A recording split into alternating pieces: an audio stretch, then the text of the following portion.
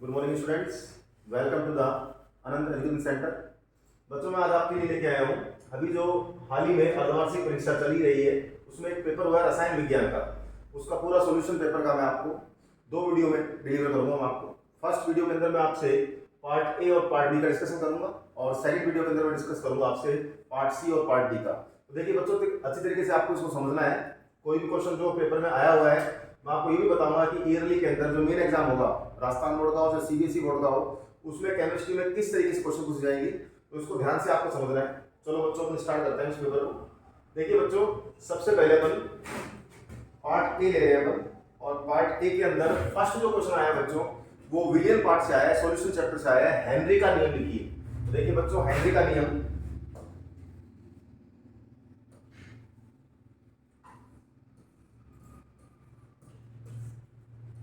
यहां पर अपन तापमान स्तर रखेंगे। स्तर ताप पर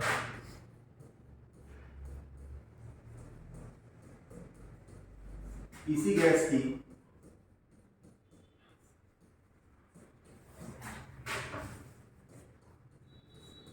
द्रव में विलयता,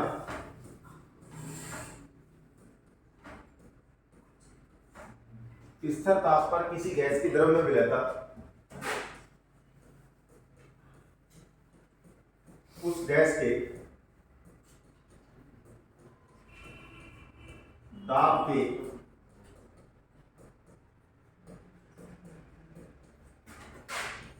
समानुपाती होती है।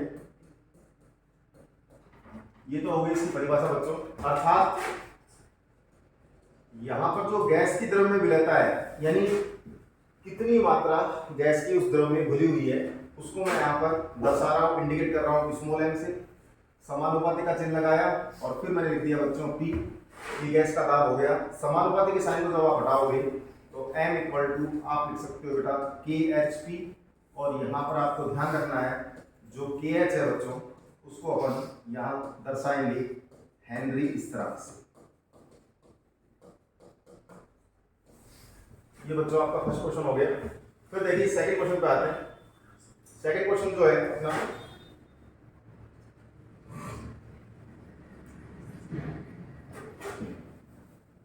वैद्युत अपघटन का प्रथम नियम लिखिए। बच्चों ये जो वैद्युत अपघटन का प्रथम नियम है ये इलेक्ट्रोकेमिस्ट्री वैद्युत रसायन से आया है। माइकल फैराडे, आपने नाम सुना होगा।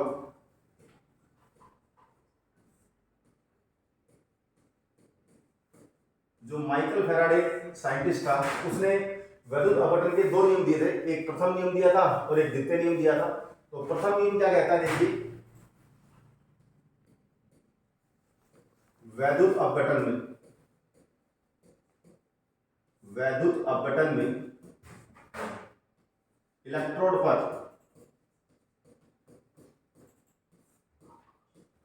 निक्षेपित पदार्थ की मात्रा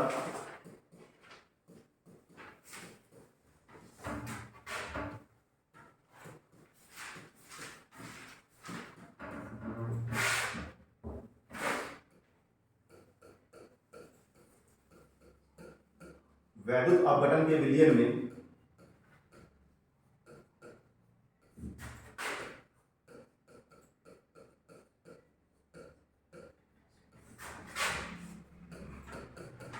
प्रवाहित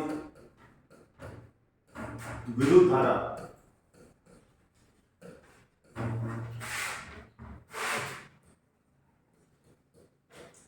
की मात्रा की समानुपाती होती है।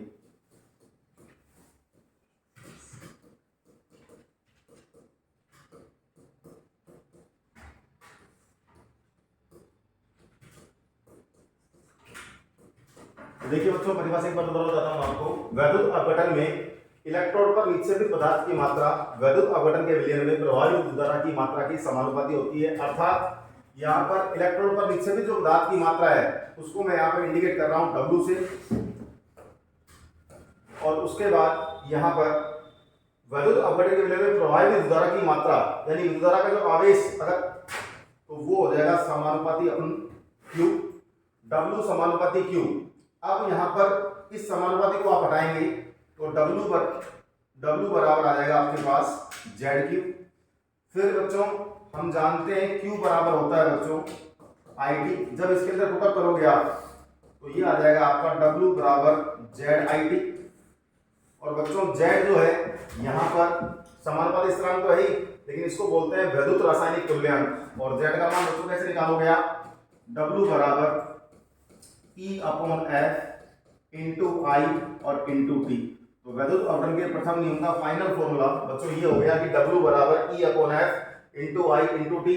और यहाँ पर आपको ध्यान रखना है जो E है वो बच्चों इक्विवेलेंट वेट है, इक्विवेलेंट वेट यानी तुल्यांकी भार है, ध्यान रखना।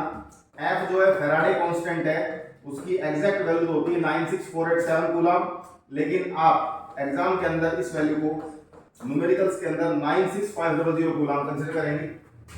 यहाँ पर I का मतलब धारा है और T का मतलब समय है। तो बच्चों मैं बता देता हूँ आपको ये इक्विवेलेंट वेट कैसे निकालते हैं। जो भी आपका एटॉमिक वेट होता है, जो भी आपका परमाणु द्रव्यमान होता है, एटॉमिक जो वेट होता है उसको बच्चों आप डिवाइड कर देना 4 से। कैटायन और एनायन जो होते हैं, जैसे मान लो एग्जांपल देता हूं मैं, एल्यूमिनियम का पूछ लिया तो एल्यूमिनियम पे बेटा +3 चार्ज होता है, तो इसका इक्विवेलेंट वेट क्या आएगा बच्चों? 27/3 यानी 9 आ जाएगा। ऐसे ही एक एग्जांपल और ले लें, कैल्शियम +2 चार्ज होता है, तो इसका कैसे निकालो बच्चों? E = 40/2। ऐसे ही मैं आपको बता दूं जिंक का, जिंक पे +2 चार्ज होता है, तो E = 65.4/2। एक और निकल का पूछता है कई बार, तो निकल का कैसे निकालोगे आप? निकल पे होता है बेटा +2 चार्ज, तो E = 58.5/2। तो ये आपको ध्यान रखने। हो सकता है ये जो मैंने आपको बताए हैं परमाणु द्रव्यमान दिए हुए भी हो परीक्षा के अंदर, या हो सकता है नहीं भी दिए हुए हो, तो थोड़े बहुत आपको ध्यान रखना है। एक दो के और बता देता हूँ।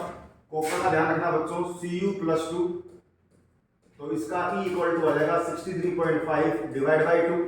सिल्वर का भी ध्यान रखना, सिल्वर में ओनली +1 चार्ज होता है, तो 108/1। तो ये कुछ इंपोर्टेंट्स मैंने आपको पॉइंट्स बता दिए, ये न्यूमेरिकल्स में आ सकते हैं और फॉर्मूला मैंने आपको पूरा डिस्क्राइब कर दिया है। यहाँ पर आगे बढ़ते हैं बच्चों नेक्स्ट क्वेश्चन के ऊपर।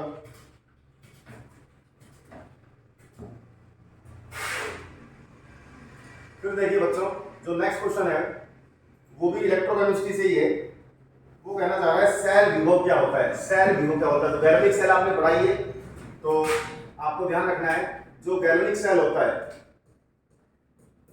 जो आपका गैल्वेनिक सेल होता है उसमें 2 इलेक्ट्रोड होते हैं। गैल्वेनिक सेल में 2 इलेक्ट्रोड के मध्य 2 इलेक्ट्रोड। इलेक्ट्रोड का मतलब बच्चों आप लिख सकते हो, एक होता है एनोड और दूसरा कौन सा होता है? कैथोड। तो गैल्वेनिक सेल में 2 इलेक्ट्रोड के मध्य विभव अंतर, 2 इलेक्ट्रोड के मध्य विभव अंतर क्या कहलाता है बच्चों? सेल विभव कहलाता है। तो आपको ध्यान रखना है गैल्वेनिक सेल का डायग्राम भी इस साल पूछ सकता है आपसे, उसकी सेल रिएक्शन आपसे लिखवा सकता है, लेकिन यहां पर उसने सेल विभव पूछा था। तो गैल्वेनिक सेल में 2 इलेक्ट्रोड के मध्य जो विभव का अंतर होता है उसको हम क्या बोलते हैं बच्चों? सेल विभव बोलते हैं। आगे बढ़ते हैं बच्चों।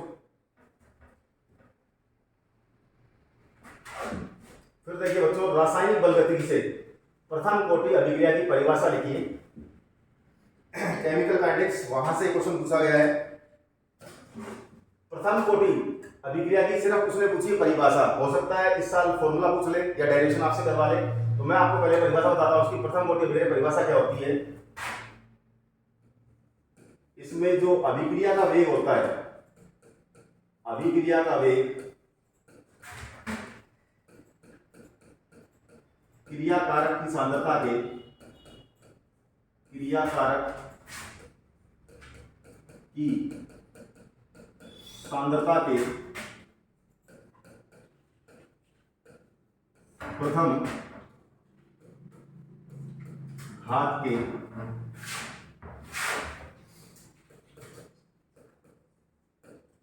समानुपाती होता है। इसमें अभिक्रिया का वेग क्रियाकारक की घात के, अभिक्रिया का वेग क्रियाकारक की सांद्रता के प्रथम घात के समानुपाती होता है। अर्थात आपने कोई अभिक्रिया ले ली बच्चों, A = P, A यहाँ पर क्रियाकारक और P यहाँ पर उत्पाद है। तो बच्चों जब इसका वेग लिखेंगे, जब इसका रेट आप लिखेंगे, तो रेट बराबर, रेट पहले आप लगाएंगे समानुपाती और फिर समानुपाती को आप हटा देना, तो रेट बराबर यानी वेग बराबर हो जाएगा बच्चों K और A। तो यहाँ पर ये प्रथम कोटि की अभिक्रिया हो गई। अब प्रथम कोटि की अभिक्रिया का सूत्र परिभाषा मैंने बता दी है, और अगर आपसे मान लो सूत्र पूछे हो तो बच्चों सूत्र आप ये लिख के आ सकते हैं, K इक्वल टू होता है बच्चों 2.303 upon T log A0 upon A। ये सूत्र होता है प्रथम कोटि की अभिक्रिया का। इसमें ये क्रियाकार की प्रारंभिक सांद्रता है और ये क्रियाकार की क्या है, अंतिम सांद्रता है। ये यहाँ पर वेग स्थिरांक है और ये यहाँ पर क्या है बेटा, समय। आगे बढ़ते हैं, नेक्स्ट क्वेश्चन पे आते हैं बच्चों। द्वितीय कोटि अभिक्रिया हेतु वेग नियतांक की इकाई लिखिए। तो बच्चों ये भी केमिकल काइनेटिक्स से है। द्वितीय कोटि की अभिक्रिया हेतु उसने सिर्फ पूछा है वेग नियतांक की इकाई, तो इसका मतलब वेग नियतांक, जो बच्चों वेग नियतांक होता है जिसको अपन रेट कांस्टेंट भी बोलते हैं बच्चों इंग्लिश के अंदर, तो वेग नियतांक यानी के बराबर जो फॉर्मूला होता है बच्चों, मोल लीटर इनवर्स का होल 1 माइनस n, और ये होता है सेकंड इनवर्स। तो बच्चों इसने पूछा है द्वितीय कोटि की अभिक्रिया, तो बच्चों यहां पर आपको ध्यान रखना है n का मान आप 2 लेके चलेंगे। जैसे उसको करते हैं वैल्यू, तो मोल लीटर इनवर्स 1 माइनस 2 और सेकंड इनवर्स, तो ये आपका जो आंसर आएगा बच्चों यहां पर वो आपको ध्यान रखना है, मोल इनवर्स लीटर और सेकंड इनवर्स, ये आपका आंसर रहेगा। मैं आपको बताना चाहूंगा यहाँ पर और भी, अगर वो आपसे जीरो ऑर्डर के लिए पूछे, शून्य कोटि के लिए पूछे, अगर वो आपसे फर्स्ट ऑर्डर के लिए पूछे, अगर वो आपसे थर्ड ऑर्डर तृतीय कोटि के लिए पूछे, तो बच्चों जीरो ऑर्डर के लिए n का मान आप 0 रख देना, फर्स्ट ऑर्डर के लिए 1 रख देना और थर्ड ऑर्डर के लिए 3 रख देना। जब आप n का मान 0 रख रहे हैं जीरो ऑर्डर के लिए, तो बच्चों इसका आंसर आप लिख के आना, mole litre inverse second inverse. अगर n का मान 1 है तो सिर्फ आंसर क्या लिख के आओगे, सेकंड इनवर्स। लेकिन n का मान अगर 3 है बच्चों तो आप लिख के आना mole inverse 2, mole minus 2 litre square, और फिर लिख के आना आप सेकंड इनवर्स। तो मैंने आपको टोटल जो 4 है, शून्य कोटि, प्रथम कोटि, द्वितीय कोटि का उसने पूछा ही था, और तृतीय कोटि यहाँ पर मैंने सारे बता दिया आपको। ये फॉर्मूला आपका मेन है, ये फॉर्मूला आपको एग्जाम में याद करके जाना है, इस चीज का ध्यान रखना। आगे बढ़ते हैं, नेक्स्ट क्वेश्चन को देखते हैं। क्वेश्चन नंबर 6 है बच्चों, डी और एफ ब्लॉक से आया है। एफ ब्लॉक से मेन लैंथेनॉइड श्रेणी, लैंथेनॉइड सबसे पहला पॉइंट, लैंथेनॉइड उसने पूछा है लैंथेनॉइड श्रेणी की सामान्य ऑक्सीकरण अवस्था बताओ। और इसके अंदर आप ध्यान रखना, जो लैंथेनॉइड श्रेणी है वो बच्चों एफ ब्लॉक के अंतर्गत है, और आपको ध्यान रखना है ये श्रेणी जो है 58 से लेकर और 71 तक, ये आपको ध्यान रखना है। इसमें कुल तत्वों की संख्या बच्चों 14 है, 14 है। और अब इसकी सामान्य ऑक्सीकरण अवस्था आपको ध्यान रखनी है, सामान्य ऑक्सीकरण अवस्था इसकी होती है बेटा +3, ये आपका आंसर है।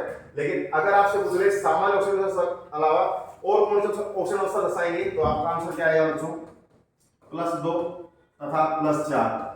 ध्यान रखना कुछ तत्व ऐसे भी है इसके अंदर लैंथेनॉइड श्रेणी के अंदर जो +2 और +4 ऑक्सीकरण अवस्था भी दर्शाते हैं। चलिए बच्चों 6% पूरे अपन ने कर लिए, नेक्स्ट क्वेश्चन पे बढ़ते हैं आगे। फिर आते हैं बच्चों नेक्स्ट क्वेश्चन के अंदर। ये देखिए इसी से आया है, उसने कहा है जिंक को संक्रमण तो क्यों नहीं माना जाता, कारण बताइए। डी ब्लॉक से है, ध्यान से देखना बच्चों, डी ब्लॉक श्रेणी से क्वेश्चन है। जिंक, जिंक का मतलब होता है बच्चों, जिंक का परमाणु क्रमांक एटॉमिक 30 होता है, और बच्चों ये होता है Ar यानी आर्गन और 4s2 3d10। तो आपको ध्यान रखना है जिंक को संक्रमण तो इसलिए नहीं माना जाता क्योंकि मूल अवस्था मान लीजिए या सामान्य ऑक्सीकरण अवस्था, मूल अवस्था में या सामान्य ऑक्सीकरण अवस्था में,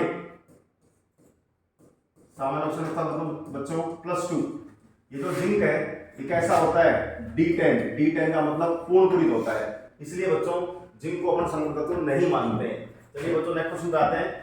उप सहसंयोजक 1 से क्वेश्चन आया है, NiCO का होल फॉर्म में Ni की ऑक्सीकरण अवस्था लिखिए। तो यहाँ पर जो केंद्रीय धातु परमाणु है वो Ni है, आपको पता होना चाहिए। जो CO है यहाँ पर, ये CO एक उदासीन, जिस पर कोई आवेश नहीं होता, उदासीन एक दंतुक लिगैंड है। आपको ध्यान रखना है CO उदासीन एक दंतुक लिगेंड है। दूसरी बात बताना चाहूंगा आपको, ये जो CO है इसको सामान्य तो बोलते हैं कार्बन मोनोऑक्साइड, लेकिन इसका जब अपन आईपीसी में लिखते हैं नाम, तो ध्यान रखना आप, इसका जब आईपीसी में नाम लिखेंगे तो बच्चों आपको लिख के आना है इसका नाम कार्बोनिल। अब आते हैं अपने क्वेश्चन के ऊपर। उसने कहा है NiCO4 में Ni की ऑक्सीजन अवस्था बताइए। तो केंद्रीय धातु परमाणु को मैंने मान लिया X, टोटल मेरे पास CO है 4, लेकिन इन पे आवेश कितना है 0 और कुल आवेश कितना है 0। तो बच्चों X बराबर आपका आंसर कितना आ जाएगा, यानी 0। ये ध्यान रखना, यहाँ पर निकल की ऑक्सीजन अवस्था कितनी आएगी बच्चों, 0 आएगी। आगे बढ़ते हैं नेक्स्ट क्वेश्चन पे। 9th क्वेश्चन है वुड्स अभिक्रिया की समीकरण लिखिए बच्चों। हेलो एल्केन और हेलो एरिन जो ऑर्गेनिक के अंदर फर्स्ट चैप्टर है, वहां से इस क्वेश्चन को पूछा गया है। वुड्स अभिक्रिया, ध्यान रखना, सामान्य अभिक्रिया क्या बनाने काम आता है, हाइड्रोकार्बन यानी एल्केन बनाने काम आता है। तो देखिए बच्चों, इसमें एक तो आपने लेना है ब्रोमो मीथेन, इसके 2 मोल काम में लेने। हाईली रिएक्टिव मेटल, अत्यधिक सक्रिय धातु सोडियम, ये आपको लेना है। उसके बाद जो उत्प्रेरक यहाँ पर आप काम में लेंगे वो लेंगे बच्चों शुष्क ईथर, ड्राई ईथर। तो बच्चों देखिए ध्यान से, यहां पर ये जो Br है और यहां से ये Na, 2 Na 2 Br से कट जाएंगे, और यहां पर जो आएगा बच्चों CH3 सिंगल बॉन्ड CH3 और प्लस ये हो जाएगा बच्चों 2 NaBr। तो आपको ध्यान रखना है, ये एक तरीके से यहाँ पर इसका Br का हमने क्या कर दिया, प्रतिस्थापन कर दिया यहाँ से इस सोडियम के द्वारा, और यहाँ पर 2 CH3 आप जुड़ कर क्या बना लेंगे बच्चों, एल्केन बना लेंगे। आगे बढ़ते हैं, 9 क्वेश्चन पूरे हो गए अपने।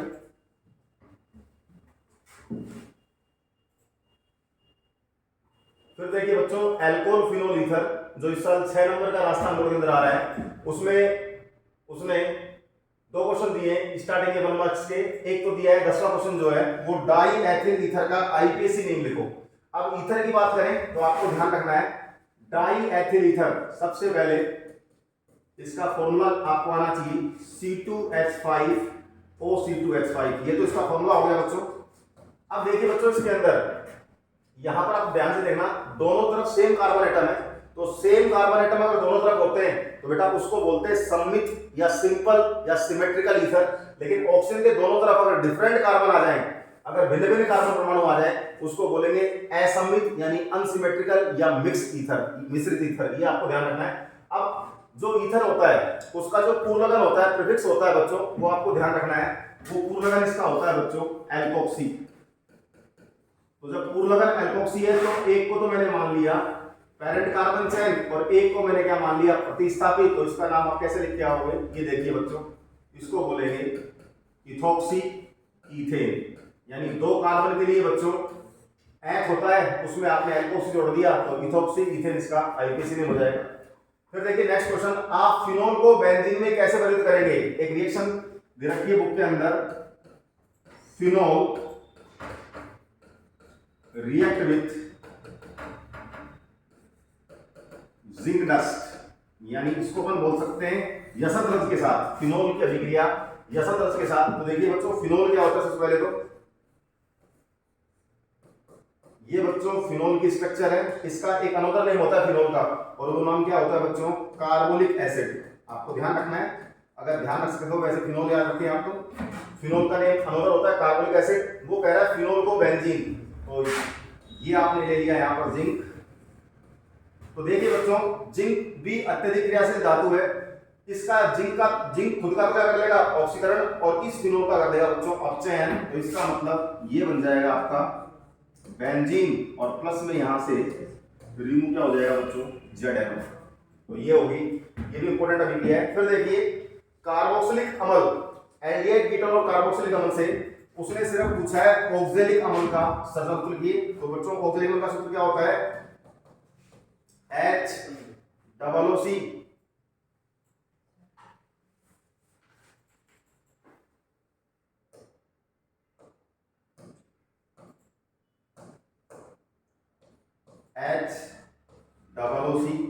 सिंगल बॉन्ड C, ये आपको ध्यान रखना है। ये ऑक्जेलिक अम्ल का सतना सूत्र है, और इसके अंदर अगर मान लो इसका आईपीसी पूछ ले तो आप क्या लिख के आएंगे बच्चों, एथेन डाइओइक एसिड, ये इसका बच्चों आईपीसी नेम है। और आपने पढ़ा भी होगा, जब आपको सर ने क्लास में बताया होगा, इसके एक ट्रिक भी है, और वो ट्रिक क्या है बच्चों, OMSGA।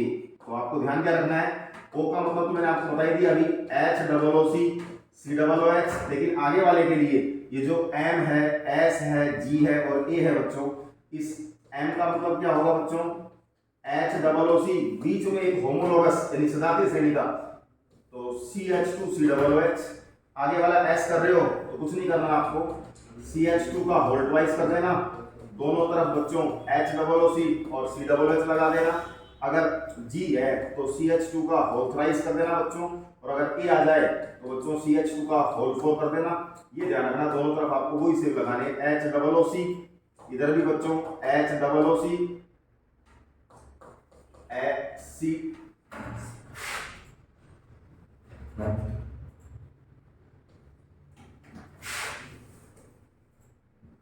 ये देखिए बच्चों COOH, और यहाँ पर भी COOH। तो जैसे इसमें तो पूछा था उसने सिर्फ ऑक्सिलरी कवर, और आगे वाले नाम बताना चाहूंगा मैं आपको। अगर बीच में एक CH2 आ रहा है तो इसको बोलेंगे बच्चों मेलोनिक, अगर बीच में 2 CH2 आ रहे हैं इसको बोलेंगे सक्सिनिक, अगर बीच में 3 CH2 आ रहे हैं इसको बोलेंगे ग्लूटेरिक, अगर बीच में 4 CH2 आ रहे हैं इसको बोलेंगे बच्चों एडिपिक कवर, एडिपिक एसिड। तो ये अपना क्वेश्चन नंबर 12 कंप्लीट हो गया। आगे बढ़ते हैं अपन।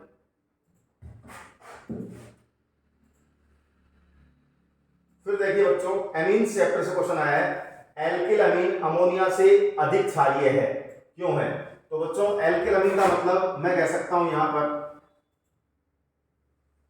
एल्किल अमीन जो होते हैं वो बच्चों CH3NH2 होता है, और जो अमोनिया होता है बच्चों वो होता है NH3। यानी इस N के पास तो 3 हाइड्रोजन परमाणु है, लेकिन इस N के पास बच्चों 2 तो आपके H है, और एक क्या प्रेजेंट है बच्चों, एक यहाँ पर क्या प्रेजेंट है, ये CH3 प्रेजेंट है। तो CH3 का जो मतलब होता है वो होता है बच्चों, या तो बोल दो इलेक्ट्रॉन डोनेटिंग ग्रुप, या उसको बोल सकते हैं इलेक्ट्रॉन रिलीजिंग ग्रुप। इसका मतलब होता है इलेक्ट्रॉन दाता समूह।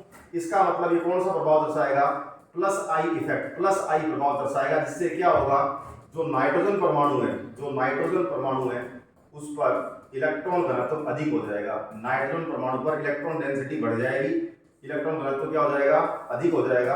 और अधिक होने से बच्चों आपको ध्यान रखना है बेसिसिटी यानी क्षारकता, बेसिसिटी यानी क्षारकता भी क्या हो जाएगी, बढ़ेगी, ये आपको ध्यान रखना है। लेकिन इसमें सिर्फ और सिर्फ कितने हाइड्रोजन परमाणु है, 3 हाइड्रोजन परमाणु है, इसलिए इसकी क्षारकता क्या होती है, कम होती है।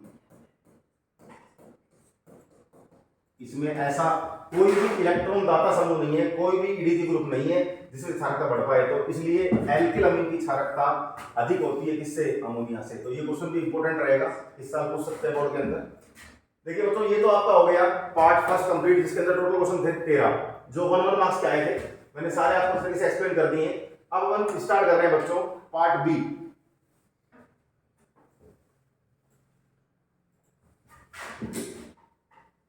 ये देखिए बच्चों पार्ट बी में पहला ही क्वेश्चन जो है उसके 2 पार्ट है। उसमें पहला क्वेश्चन पूछा जा रहा है वैद्युत अपघट्य के चालकत्व को प्रभावित करने वाले कोई 2 कारक लिखिए। वैद्युत रसायन से क्वेश्चन आया है बच्चों, तो वैसे तो इसके कारक 5 होते हैं, लेकिन इसमें 2 ही पूछे हैं बच्चों। तो 2 कारक जो है जो आप लिख के आएंगे एग्जाम के अंदर, उसमें कोशिश करना पहले तो आप बता देना इसको। फर्स्ट जो कारक है वो तो आप बता सकते हो बच्चों,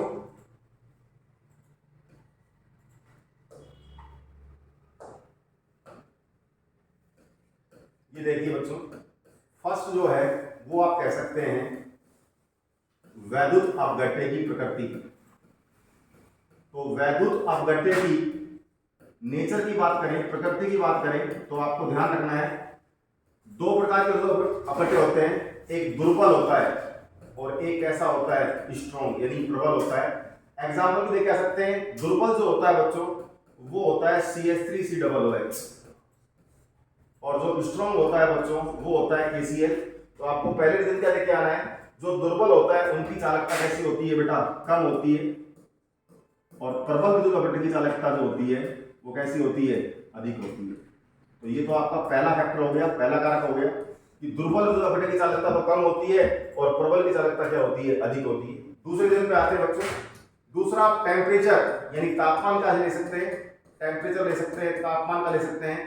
तो आपको ध्यान रखना है जैसे ही बच्चों आप टेम्परेचर बढ़ाएंगे, टेम्परेचर आपने इंक्रीज कर दिया, बढ़ा दिया, तो बच्चों जो आयंस हैं उनकी क्या हो जाएगी, गति भी बढ़ जाएगी, क्योंकि गतिज ऊर्जा बढ़ेगी जिससे आयंस की जो गति है, स्पीड है वो बढ़ जाएगी, और गति बढ़ने से बच्चों क्या हो जाएगा, चालकता का मान भी क्या हो जाएगा, बढ़ जाएगा, इंक्रीज हो जाएगा।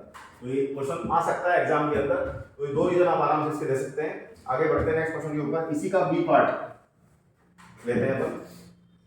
ये देखिए, संचारण एक वैद्युत रासायनिक परिघटना है, बहुत बार इस क्वेश्चन आ चुका है एग्जाम के अंदर, आपको ध्यान रखना है। संचारण यानी कोरोजन। तो कई बार क्या होता है, कई बार अपन देखते हैं बहुत दिनों तक पढ़ाई नहीं करते अपन, ऐसे फ्री घूमते रहते हैं, 2 महीने निकाल देते हैं, 3 महीने निकाल देते हैं, और उसके बाद अचानक पढ़ाई कर देते हैं, तो माइंड प्रॉपर्ली वर्क नहीं करता है। उसी प्रकार संचारण जो है, इसका मेन जो पॉइंट है, ये एक वैद्युत रासायनिक जो परिघटना बोल रहा है, इसका मतलब होता है बच्चों लोहे पर जंग लगना, यानी रस्टिंग ऑफ आयरन। एक तो आपको ये ध्यान रखना है, रस्टिंग ऑफ आयरन, लोहे पर जंग लगना। इसका डायरेक्टली अगर आपसे रिएक्शन पूछ ले तो आप सिंपल लिख के आ सकते हो कि Fe2O3 डॉट XH2O या N वाटर के मॉलिक्यूल। ये आपको ध्यान रखना है। एक तो रस्टिंग ऑफ आयरन, ये होता क्या है, जो लोहा होता है या धातु बोलते हैं अपन, तो उसके ऊपर जो है जल या वायु की उपस्थिति में ऑक्साइड या अन्य लवणों की परत चढ़ने लग जाती है, उसको तो अपन बोलते हैं बच्चों संचारण। और अब इसके देखिए रासायनिक अभिक्रियाएं, जो ये बोला वैद्युत रासायनिक परिघटना है, इसका मतलब 2 अभिक्रियाएं होंगी यहाँ पर, एक एनोडिक यानी एनोड पर, और बच्चों दूसरी होगी किस पर, कैथोड पर। तो ध्यान से देखना, एनोड पर तो आप जो अभिक्रिया लिख के आएंगे एग्जाम के अंदर, 2 मोल आयरन के लिए सॉलिड फॉर्म के अंदर, एनोड पर आपको करवाना है ऑक्सीकरण यानी ऑक्सीडेशन, और कैथोड पर आपको करवाना है अपचयन। तो देखिए बच्चों, ये कन्वर्ट होगा 2Fe+2 और +4 इलेक्ट्रॉन एक्वस यानी जलीय अवस्था के अंदर। आपको ये भी ध्यान रखना है हमेशा AlONe, ताकि गलती नहीं करें आप। ए का मतलब होता है बच्चों, हमेशा ध्यान रखें एनोड। ये एनोड कहाँ प्रेजेंट होगा, लेफ्ट हैंड साइड में प्रेजेंट होगा। इस पर होगा क्या, तो आपको ध्यान रखना है ऑक्सीकरण यानी ऑक्सीडेशन। एन का मतलब हमेशा ये एनोड कैसा होता है बच्चों, नेगेटिव, ऋणात्मक। और ई का मतलब होता है बच्चों इलेक्ट्रोड। तो इस ट्रिक को भी आप ध्यान रखना। एनोड पर 3 चीजें होती हैं, आपसे पूछ सकता है एनोड कहाँ प्रेजेंट होता है, तो लेफ्ट हैंड साइड। एनोड पर क्या होता है बच्चों, ऑक्सीडेशन यानी ऑक्सीकरण, और एनोड कैसा होता है, नेगेटिव। तो ध्यान रखना बच्चों, एनोड ऑक्सीकरण का मतलब होता है लॉस ऑफ इलेक्ट्रॉन, और अपचयन का मतलब होता है गेन ऑफ इलेक्ट्रॉन। तो देखिए कैथोड पर अपना अपचयन करवा रहे हैं, O2 gas plus 4H plus 4 electron, तो ये कन्वर्ट होगा बच्चों 2H2O वाटर के अंदर। और जैसे ही आप इसकी नेट सेल रिएक्शन आप इसके लिख के आएंगे बच्चों, तो आपको ध्यान रखना है, ये आपका 2Fe आ गया सॉलिड फॉर्म के अंदर, प्लस बच्चों O2 गैस स्टेट के अंदर, और plus 4H plus electron electron cancel out हो जाएगा, 2Fe+2 राइट साइड के अंदर ये प्रेजेंट है, और देखो प्लस क्या प्रेजेंट है, 2H। तो बताओ बच्चों, ये आपका संचारण एक वैद्युत रासायनिक परिघटना है, इसको अपन एक्सप्लेन कर दिया। नेक्स्ट क्वेश्चन पे आते हैं बच्चों।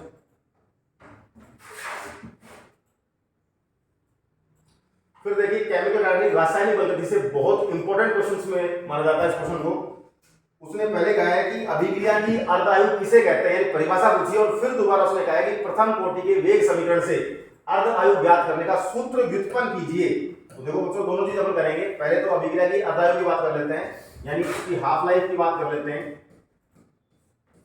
हाफ लाइफ यानी अर्धायु क्या होती है बच्चों, आपको ध्यान रखना है हाफ लाइफ अर्धायु के बारे में, कि जो अभिक्रिया होती है उसमें अगर अपन प्रारंभिक जो सांद्रता है अगर उसका मान आधा कर दें, जैसे बच्चों पहले तो प्रथम कोटि की वेग समीकरण से, तो प्रथम कोटि की वेग समीकरण में यहां लिख रहा हूं, k इक्वल टू होता है बच्चों 2.303 अपॉन t log a0/a। तो इसकी डेफिनेशन जो होगी द टाइम इन विच मैं यहां पर लिखूंगा t equal to t half, और अब इसको पहले बोल के बताता हूं, a इक्वल टू यहां पर मैंने कर दिया बच्चों a0/t। अब t equal to t half, तो a इक्वल टू a/0। देखिए प्रथम कोटि के लिए बात कर रहा है बच्चों, तो यहां पर अपन ध्यान से देखें, टी इक्वल टू अपने टी हाफ ले लिया। इसका एक फॉर्मूला आपने और देखा होगा, इसको मैं ऐसे लिख सकता हूं, T equal to 2.303 upon k log a upon a minus x. तो बच्चों आपको ध्यान क्या रखना है, दोनों ही फॉर्मूले हैं प्रथम कोटि के, लेकिन बच्चों यहां पर आपको ये वाला फॉर्मूला मिल रहा है। तो t इक्वल टू जब t हाफ है तो x इक्वल टू आप क्या लिख के आएंगे, a/2। अब इसको आपको डेफिनेशन में बोलना है पहले तो, t equal to t half, x equal to a/2। तो इसको आप बोल सकते हैं the time in which the concentration of a reactant is reduced to 1/2, concentration of a reactant is reduced to 1/2 of its initial concentration। यानी इसको अपन ने आधा कर दिया है। तो जैसे आप इसकी वैल्यू पुट करेंगे तो t half equal to 2.303 upon k log a upon a minus a/2, ये वैल्यू पुट कर दिया आपने x की। तो बच्चों t हाफ इक्वल टू हो जाएगा 2.303 अपॉन के log ये a अपॉन बच जाएगा बच्चों a/2, ये कैंसिल आउट हो जाएगा। और ये जब कैंसिल आउट हो जाएगा तो फिर देखिए बच्चों t half equal to 2.303 upon k, यहां पर बचेगा बच्चों log 2। और आपको ध्यान रखना है जो log 2 होता है, वैसे तो आपको 5 4 जो है वैल्यू याद करनी है। log 2 इक्वल टू होता है 0.3010, ये log 2 की वैल्यू बच्चों ध्यान रखना। log 2 इक्वल टू क्या होता है 0.3010, ये आपको ध्यान रखना है। जैसे वैल्यू पुट करेंगे t half equal to 2.303 upon k into 0.3010, जो फाइनल रिलेशन आपके पास आएगा वो आएगा t half equal to 0.693 upon k. तो ये इस तरीके से आपको डेराइव करके आना है पूरा। ये इसका फॉर्मूला है कि प्रथम कोटि के वेग समीकरण से अर्ध ज्ञात करने का सूत्र व्युत्पन्न कीजिए। चलो बच्चों आगे बढ़ते हैं। 15 क्वेश्चन कंप्लीट हो चुके हैं अपने। 16th क्वेश्चन पे आते हैं अपन। ये देखिए बच्चों डी ब्लॉक से वापस क्वेश्चन आया है, Mn+2 का चुंबकीय आघूर्ण का मान ज्ञात कीजिए। तो बच्चों मेरे हिसाब से ये क्वेश्चन इस साल के लिए ज्यादा इंपॉर्टेंट रहेगा। तो मैं इसमें आपको ट्रिक और बताऊंगा। पहले तो मैं आपको बताना चाहूंगा जो चुंबकीय आघूर्ण होता है, मैग्नेटिक मूवमेंट होता है, उसका पहले सूत्र क्या होता है। तो बच्चों म्यू इक्वल टू होता है √n+2। और आपको ध्यान रखना है हेयर, यानी यहां पर जो n है वो क्या है, नंबर ऑफ अनपेड इलेक्ट्रॉन, यानी अयुग्मित इलेक्ट्रॉन की संख्या, नंबर ऑफ अनपेड इलेक्ट्रॉन। और बच्चों याद रखना इसकी जो यूनिट होती है वो होती है बोर मैग्नेटॉन, बोर मैग्नेटॉन। इसको आप शॉर्ट के अंदर इंडिकेट कर सकते हैं B.M. से, ध्यान रखें। अच्छा, इसने Mn+2 का दिया था, मैं आपको पहले ट्रिक बताने जा रहा हूं। देखो बच्चों मैंने यहां पर लिख लिया n और यहां लिख लिया मैंने म्यू, जो मैं किस में ले रहा हूं, Bm में ले रहा हूं। मैक्सिमम से मैक्सिमम 1 अनपेड हो सकता है, 2 हो सकता है, 3 हो सकता है, 4 हो सकता है और 5 हो सकता है। ये कैसे निकाल दीजिए, ये भी निकालना बताऊंगा। पहले आप देख लो एग्जाम में डायरेक्ट आंसर कैसे आप करेंगे, वहां कैलकुलेशन आपको नहीं करनी पड़ेगी बच्चों। तो देखिए जो भी आपको इंटीजर वैल्यू दे रखी है इसको आप एज इट इज लिख लें, 1 2 3 4 5। जैसे मैंने 1 वैल्यू पुटअप करी यहां √1 1+2, तो ये हो गया √3 और √3 की वैल्यू आप जानते होंगे शायद 1.73। अब राइट साइड के अंदर डेसिमल तो आपको लगाना ही सब में, लेकिन राइट साइड में आप ऐसा करना 0.05 इंक्रीज करो। जैसे 0.05 इंक्रीज करोगे यहां आ जाएगा 78, यहां आ जाएगा 83, यहां आ जाएगा 88 और यहां आ जाएगा बच्चों 93। तो ये टेबल आप चाहे तो अपने नोट्स के अंदर नोट कर सकते हैं देखकर, ये आपके लिए इंपॉर्टेंट रहेगा। और अब देखिए जो क्वेश्चन दिया है वो Mn+2 का दिया है बच्चों। तो आप ये सब जानते हैं जो Mn होता है वो 25 Mn होता है। पहले इसका इलेक्ट्रॉनिक विन्यास लिखेंगे Ar 4s2 3d5। और ध्यान रखना जब उसने आपसे कह दिया Mn+2 तो बच्चों ये हो जाएगा 4s0 और 3d5। तो आपको ध्यान क्या रखना है, 4s0 3d5 हो गया, यानी डी के अंदर अयुग्मित इलेक्ट्रॉन, अनपेड इलेक्ट्रॉन कितने हैं 5। तो बच्चों n की वैल्यू कितनी आ जाएगी आपके पास 5। और इस टेबल से आप देखकर आराम से आंसर दे सकते हैं कि सर म्यू इक्वल टू हो जाएगा यहाँ पर 5.93 Pm। ये आपका इजीली क्वेश्चन सोल्व हो जाएगा। यूनिट जरूर लगा के आनी है आपको, इसके अंदर ट्रिक मैंने बता दी है। उसमें तो Mn+2 का पूछा है, मैंने सारा आपको बता दिया है। एनसीईआरटी बुक के अंदर भी 2 क्वेश्चन दे रखे हैं, आप घर जाके देख सकते हैं जब आप बुक खोलेंगे। तो दोनों क्वेश्चन इंटेक्स्ट के अंदर है, शायद इस साल ये क्वेश्चन वहां से आ जाए मेन एग्जाम के अंदर, ये भी आपको ध्यान रखना है। फिर देखिए बच्चों, मिश्र, इसी में बी पार्ट, मिश्र धातु पीतल के अवयवों के नाम बताइए। सिंपल क्वेश्चन है, Cu प्लस Zn, आपको ध्यान रखना है। मिश्र धातु Cu प्लस Zn ये पीतल के अवयव होते हैं। आगे बढ़ते हैं। फिर आइए बच्चों 17 क्वेश्चन पे आ रहे हैं। निम्नलिखित अभिक्रिया को पूरा कीजिए। ऑर्गेनिक में से आया है, ए और बी के नाम और सूत्र पूछे हैं उसने। तो देखिए बच्चों, पहले उसने दिया आपको नाइट्रोबेंजीन। बच्चों ये जो चीज आपको दी उसने, उसका नाम है बच्चों नाइट्रोबेंजीन। अच्छा जी, अब ध्यान से देखना बच्चों, नाइट्रोबेंजीन उसने दे दिया। यहां पर ये जो उसने रिएजेंट दिए हैं 6NH6SN/HCl और ये जो 6H उसने लिख के दिया है बच्चों, इसका मतलब क्या होता है, ये प्रोसेस जो है रिडक्शन है यानी अपचयन है। तो यहां पर 6H का मतलब 4H और 2 O2, एक तो यहां से दोनों O2 हट जाएंगे, अपचयन हो जाएगा। पहले तो बनेगा C6H5, आप लिख के आना NH2, और बच्चों इसका कॉमन नेम तो होता है एनिलीन, सामान्य नाम, और आईपीसी नेम इसका होता है बेंजेनामाइन। ये आपको ध्यान रखना है, दोनों नाम बता दी मैंने आपको, एनिलीन और बेंजेनामाइन। और साथ में बच्चों लिखना चाहो तो लिख सकते हो, इतनी कोई जरूरत भी नहीं है कि यहाँ पर ये 4H2 रिमूव हो गए। तो ये तो आपका क्या बन गया बच्चों, ध्यान रखना, ये तो मैंने आपको बता दिया ए। फिर देखो आगे, ये जो C6H5NH2 दिया, सैंडविच रिएक्शन आप पढ़ते ही हो, NaNO2 प्लस HCl। तो बच्चों यहां पर आप बना के आओगे, जो बी बना के आओगे, देखो बच्चों जो बी बना के आओगे वो ऐसे बना के आना, ये आपने बेंजीन बना लिया और N2 पॉजिटिव, और बच्चों लिखे आना Cl माइनस। पहले तो इसका नाम बता रहा हूं, फिर बताऊंगा कैसे बनाई बच्चों। ये होता है benzene diazonium chloride, benzene diazonium chloride. ये तो इसका बच्चों नाम बता दिया मैंने आपको। ये आपका कौन सा पार्ट आ गया, बी पार्ट आ गया। अब देखिए बच्चों ये बना कैसे है, यहां पर NaNO2 प्लस HCl है, तो NaNO2 प्लस HCl, और यहां पर प्रेजेंट है C6H5NH2। तो एक तो यहां पर ध्यान से देखना आप, ये Na आपको दिखाई दे रहा होगा।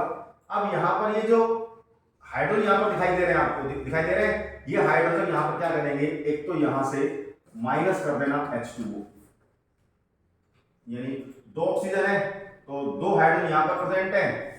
फिर बच्चों यहां से एक माइनस क्या करोगे, ये Na दिख रहा है आपको क्लियर, ये Cl, ये Na दिख रहा है आपको क्लियर, Na एक O, एक H और एक O, तो माइनस क्या कर दिया आपने, NaOH।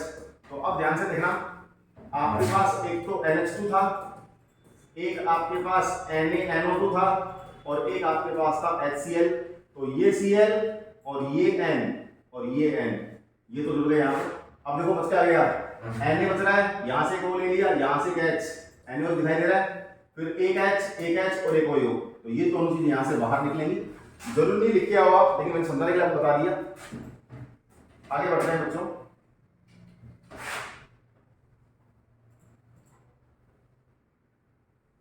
फिर है जैवाणु, बायोमोलिक्यूल्स। वहां से क्वेश्चन आया कि डीएनए की द्विकुंडली संरचना बनाइए। अब संरचना का चित्र बनाइए, ये पूछा है उसने। तो आपने नाम सुना होगा इरविन चारगाफ, उसने बेस पेयर प्रिंसिपल का वो दिया था, रूल दिया था बच्चों। और वो रूल क्या था पहले मैं बताना चाहूंगा मैं आपको। देखिए बच्चों, एक्चुअली उसने बताया था कि जो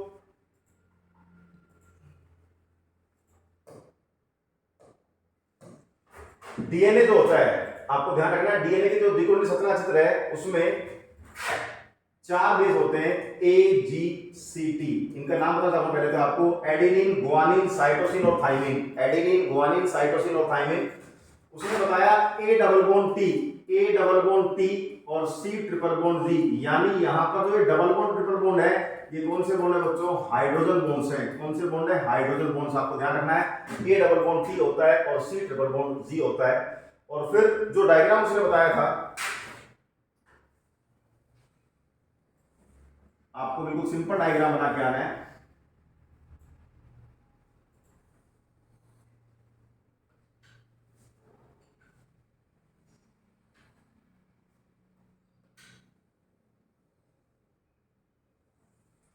अब उसके जो स्ट्रेंथ थे, डबल स्ट्रेंथ का मतलब उसके जो स्ट्रेंथ थे वो ध्यान रखना। अगर इसको आपने 3 से स्टार्ट किया है यहां पर, तो उसका दूसरा जो वो 5 डैश हो जाएगा। ये आपने यहाँ पर 5 डैश से स्टार्ट किया है, देखिए बच्चों, तो ये कौन सा लिख के आओगे आप 3 डैश, और फिर आपको सिर्फ फिलअप करके आना है A double bond T, C triple bond G, T double bond A, C triple bond G, A double bond T, T double bond A, C triple bond G। इस तरीके से आप डायग्राम बना के आएंगे। 3 डैश और 5 डैश लिखना मत भूलना। तो ये डीएनए के द्विगुणित संरचना चित्र का डायग्राम आपके सामने है। और ये मैं बता दिया, डीएनए जो होता है वो आइडेंटिकल नहीं होता, आइडेंटिकल यानी एक समान नहीं होता, बल्कि क्या होता है कॉम्प्लीमेंट्री। कॉम्प्लीमेंट्री का मतलब पूरक, कॉम्प्लीमेंट्री यानी पूरक। इसका मतलब क्या होगा बच्चों, देखो अगर आपको ये अनुक्रम दे रखा है AGCT AGCT, ये क्रम दे दिया, तो इसका कॉम्प्लीमेंट्री आप क्या लिख के आएंगे, इसका जो कॉम्प्लीमेंट्री आप लिख के आएंगे बच्चों वो होगा A किससे कनेक्टेड होता है, T से G, C से C, G से T, A से A, T से G, C से C, G से और T A से। तो इस तरीके से मैंने पार्ट बी के अंदर 18 क्वेश्चन थे टोटल, ये सारे मैंने आपको पूरे करवा दिए बच्चों। और नेक्स्ट वीडियो के अंदर आपको जो है पार्ट सी और पार्ट डी देखने को मिलेगा। ओके बच्चों, तो नेक्स्ट वीडियो में अपन मिलते हैं जिसमें अपन पार्ट सी और पार्ट डी का डिस्कस करेंगे। ये अपन ने कंप्लीट वर्क कर लिया है 18 क्वेश्चंस का, पार्ट ए और बी। Thank you students.